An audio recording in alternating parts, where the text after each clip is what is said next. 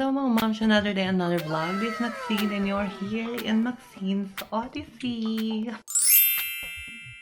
And for today's video, it's been a long time since I didn't update you about sa mga kaganapan na nangyari sa akin dito sa aking channel. So, okay, for today's video, I just wanted to narrate kung ano nangyari sa akin last week. So, last week, I go to the Museum of Illusion dito pa sa may City Foundry, dito pa sa St. Louis, Missouri, which is 10 minutes away from my apartment.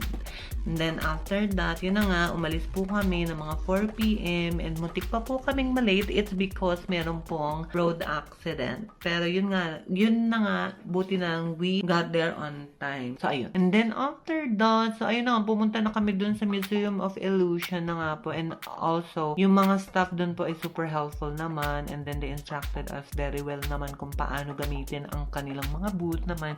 So pagpasok pa lamang po namin dun sa first parang area. So, since it's a Museum of Illusion, it's all about illusions po.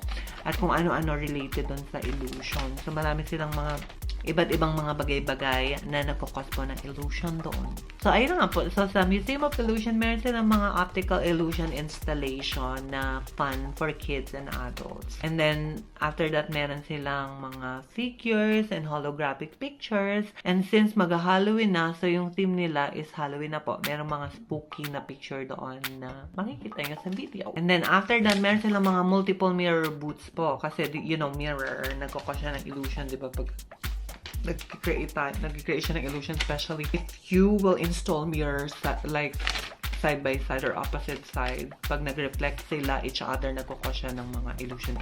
So yun nga, kaya meron sila doong mga booths na nagkakaroon ng parang perspective effect and at the same time infinity effect din because nga sa mirror. And then I like the RGB room then, which nagpo-produce ng RGB color po sa ating mga shadow kapag mag-ano tayo dun sa light.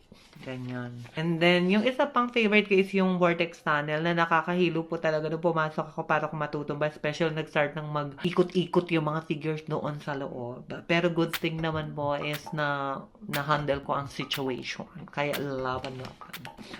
And then, after that, meron din silang mga sculptures doon while walking para mga exhibits siya. So, dahil geometric siya po, nagkukos siya ng parang moving effect.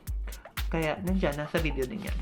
And then, also, they have this game room po na meron doong mga Rubik's Cube po. Tapos, merong mga fidgets. And also, may mga blocks puzzle na I think is good for children. Pero kung na big group din kayo, it's fun to like play with it. And then, they have also upside down booths at saka yung mga reflection booths din na if you're creative, you can create mixed pictures. Tapos dun sa upside down booth naman, you just need to position yourself and then someone will take a picture of you. And then after that, it will just, after you rotate the picture upside down, para kang nakalambit, para kang nakabending or nakalambitin dun sa mga ginawa nilang installation. Parang diner installation. And then, ang pinaka-favorite ko for me is the mirror cube. Kung saan papasok ka doon. And then, meron siyang mirror, yung 4 corners or 4 sides of the cube. Meron siyang mirror. Kaya nagkukos siya ng infinity effect. Parang big dimension. Tapos, multiple reflection of you. Kaya, nakakatuwa. So, I take a video too. And then, they have also photo booths na parang yung ilulusot mo yung ulo mo. Tapos, parang kang pugot. Ganon. Overall, like my experience doon po sa Museum of Illusion, and if you're here in St. Louis, I think it's a must-visit place. And I will rate it 8/10 para staff and overall experience doon sa museum. So, ayun lang po ang ating vlog for today and thank you for all for watching. And of course, I would like to invite everyone to click the subscribe and of course, follow my page, Maxine's Odyssey. And if you have request video, you can comment down below. And thank you for all to all people who are watching my video. So, until next time po. Bye-bye!